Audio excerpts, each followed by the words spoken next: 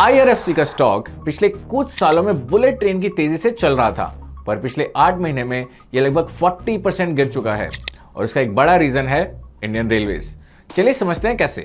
Indian railways expand करने के लिए मल्टीपल सोर्सेज से पैसा रेज कर सकती है।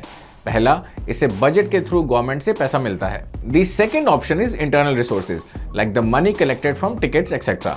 और तीसरा ऑप्शन है एक्स्ट्रा बजटरी रिसोर्सेज और EBR. This is nothing but money raise from various financial institutions and this is where IRFC comes in. IRFC का बिजनेस मॉडल सिंपल है। ये रेलवेज को लोन देता है और उस पर इंटरेस्ट कमाता है। So far, Indian Railways is IRFC's only client.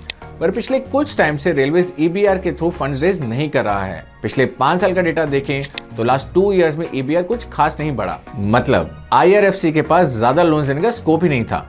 This has impacted IRFC's loan book growth और इसका असर कंपनी के रेवेन्यू एंड प्रॉफिट ग्रोथ पर हुआ है। इसलिए कंपनी अब डाइवर्सिफाई करने की सोच रही है। कैसे? आईआरएफसी का अब रेलवे से जुड़े इंफ्रास्ट्रक्चर प्रोजेक्ट फाइनेंस करने का प्लान है, जैसे रिन्यूएबल एनर्जीज, पोर्ट्स और लॉजिस्टिक्स। इससे रेवेन्यू और मार्जिन्स बढ़ सकते हैं।